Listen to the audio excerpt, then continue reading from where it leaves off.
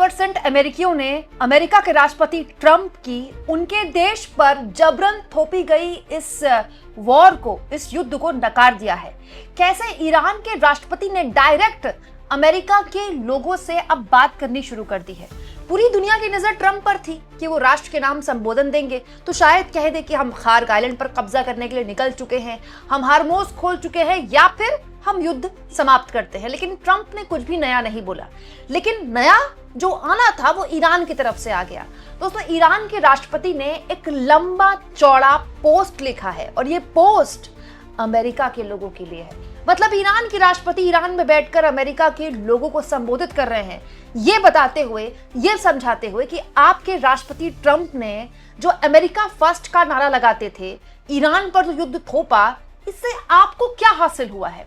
ये एक ऐसी कोशिश भी हो सकती है दोस्तों जो अनप्रेसिडेंटेड है दोस्तों, क्योंकि दोस्तों एक देश के राष्ट्रपति ना दूसरे देश के राष्ट्रपति से बात करते हैं। एक देश के राष्ट्राध्यक्ष दूसरे देश के लोगों से बात करे तो इसको अच्छा नहीं माना जाता, ठीक है।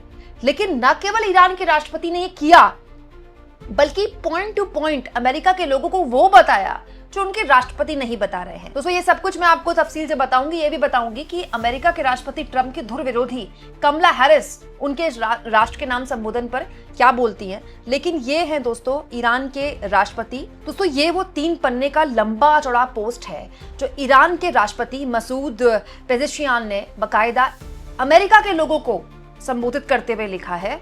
और इस पोस्ट में ईरान के राष्ट्रपति शुरुआत करते हैं ईरान की हिस्ट्री से कि ईरान दुनिया की सबसे पुरानी सिविलाइजेशन है, सबसे पुरानी सभ्यता है। हमने कभी भी सबसे ताकतवर होने के बावजूद भी किसी पर हमला नहीं किया। हमने जब से हम एग्जिस्ट करते हैं तब से लेकर अब तक कभी अमेरिका पर हमला नहीं किया। हम अमेरिका के लिए कभी भी थ्रेट नहीं थे। लेकिन बार बार अमेरिका ने न केवल हम पर हमला किया, बल्कि हमला तब किया जब हम उसी के साथ बातचीत कर रहे थे। इनफैक्ट यहाँ पर ईरान के राष्ट्रपति ने अमेरिका के साथ ईरान के संबंधों का भी जिक्र किया कि अमेरिका और ईरान के संबंध हमेशा ऐसे नहीं थे, शुरुआत से बहुत अच्छे रहे। लेकिन जो टर्निंग पॉइंट आया इन संबंधों का तब से आया जब ईरान ने अपने जो ऑयल सोर्सेज थे उनको नेशनलाइज कर दिया, उनको राष्ट्रीय कर दिया। दोस्तों, ये बात कही भी जाती है कि ईरान से अमेरिका के संबंध एक्चुअली में खराब होने तब शुरू हुए क्योंकि अमेरिका नहीं चाहता था कि ईरान अपने रिसोर्सेज को नेशनलाइज करे। वहाँ बड़ी बड़ी कंपनियां आती, बड़ी बड़ी कंपनियां काम करती तो कुछ लोगों के पास पैसा जाता। लेकिन ईरान ने ऐसा नहीं किया। ईरान ने जो अपने एनर्जी सोर्सेज थे उसको नेशनलाइज कर दिया। दोस्तों, यहाँ पर बाकायदा ईरान के राष्ट्रपति ने ये भी लिखा है कि किस तरह से न केवल अमेरिका ने बार बार बातचीत करते हुए ईरान पर हमला किया, 2 बार ऐसा किया अमेरिका ने, बल्कि सद्दाम हुसैन का भी जिक्र किया गया है। यहाँ पर ये देखिए उन्होंने लिखा भी है कि 1980 में सद्दाम हुसैन के जरिए अमेरिका ने ईरान पर युद्ध थोपा। हालांकि सब जानते हैं कि इराक और ईरान युद्ध 8 साल चला, उसमें क्या हुआ, ईरान आज भी सर्वाइव कर रहा है। दोस्तों, यही नहीं, ईरान के राष्ट्रपति ईरान की तारीफ करते हुए ये भी बता रहे थे कि अमेरिका को लगा कि ईरान जो है वो खत्म हो जाएगा, लेकिन हम लगातार मजबूत होते रहे। हमारे यहाँ जो लिटरेसी रेट था, साक्षरता दर थी, वो लगातार बढ़ रही थी। और इसके अलावा जो मॉडर्न टेक्नोलॉजी थी वो भी लगातार बढ़ रही थी। यहाँ एक और चीज़ मैं आपको बताऊँ दोस्तों, ईरान को लेकर ना लोगों को लगता है कि कोई बहुत ही दूर दराज का देश है जहाँ पर पढ़ाई लिखाई नहीं होती, लोग साइंस के बारे में नहीं जानते। ऐसा नहीं है। ईरान एक पर्शियन सिविलाइजेशन है, totally different from Arab civilization. Iran के लोग अरबी में बात भी नहीं करते, वो अपने आप को पर्शियन सिविलाइजेशन के लोग मानते हैं। दोस्तों, ईरान के लोग बहुत ही, उनका आईक्यू लेवल बहुत ही हाई है। ईरान में साइंस बहुत मतलब वहाँ साइंस पढ़ने वालों का, साइंस का इंथ्यूजियाज्म है। इनफैक्ट साइंटिस्ट, रिसर्चर्स वहाँ बहुत बड़े लेवल पर है। हाँ, वहाँ कुछ पाबंदियां हैं, लेकिन महिलाएं आपको गवर्नमेंट सेक्टर में खूब काम करते हुए दिखाई देंगी। अलग तरह की सोसाइटी है वो। मैं ये नहीं कह रही हूँ कि वो परफेक्ट सोसाइटी है, परफेक्ट जैसा कुछ भी नहीं होता, उसकी अपनी कमियां। इसीलिए वहाँ के लोग सड़कों पर कुछ महीनों पहले तक उतरे हुए थे अपनी सरकार से कुछ डिमांड्स को लेकर। लेकिन अगर आप ये सोच रहे हैं कि ईरान कोई ऐसा देश है जहां पढ़ाई लिखाई नहीं होती, वहां 30 साल से ऊपर का वक्त हो गया, इनफैक्ट अमेरिका ने प्रतिबंध लगा रखा है, ऐसा नहीं है। ईरान के लोग पढ़ाई लिखाई में, साइंस में, टेक्नोलॉजी में बहुत आगे, और ईरान ने दिखा भी दिया ना अपने बैलिस्टिक मिसाइल से। तो यही बात ईरान के राष्ट्रपति यहाँ पर कर रहे हैं। और साथ साथ में दोस्तों उसके बाद ईरान के राष्ट्रपति अमेरिका के लोगों को संबोधित करते हुए कह रहे हैं कि ये किस तरह का अमेरिका फर्स्ट है। ना केवल ईरान के आम लोगों को टारगेट किया गया, बल्कि उसके एनर्जी सोर्सेज को टारगेट किया गया, उसके पावर सोर्सेज को टारगेट किया गया, आम बच्चियों के स्कूलों को निशाना बनाया गया, जो कि वॉर क्राइम है। देखिए लास्ट पन्ने में ईरान के राष्ट्रपति लिखते हैं, is America first truly among the priorities of US government today.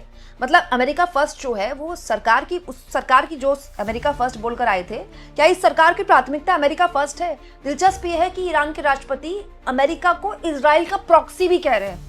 मतलब आप सोचिए दोस्तों, अब तक हमास और हिजबुल्लाह को ईरान का प्रॉक्सी कहा जाता था, लेकिन ईरान अमेरिका को इजराइल का प्रॉक्सी कह रहा है। दोस्तों इस युद्ध के दौरान एक बहुत बड़े अमेरिका के अधिकारी, ट्रंप प्रशासन के अधिकारी जो कैट ने इस्तीफा दे दिया, ये कहते हुए, बहुत बड़े पद में थे वो, काउंटर टेररिज्म के डायरेक्टर थे वो, उन्होंने साफ तौर पर कह दिया कि ये युद्ध अमेरिका का नहीं था, हमें ईरान से कोई खतरा नहीं था। तुलसी गबार्ड साफ तौर पर कह चुकी हैं कि किसी भी तरह से हमें ईरान जो है वो न्यूक्लियर वेपन बनाने के लिए अभी सक्षम नहीं है, वो न्यूक्लियर वेपन बनाने की इसमें क्षमता नहीं है।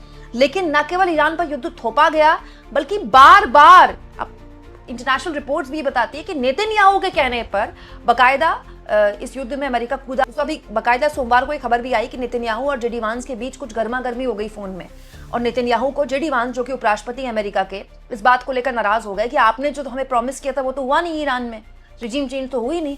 तो वही सारी बातें यहाँ पर सिलसिलेवार तरीके से अंग्रेजी में लिखकर ईरान के राष्ट्रपति डायरेक्ट किससे बात कर रहे हैं? अमेरिका के लोगों से।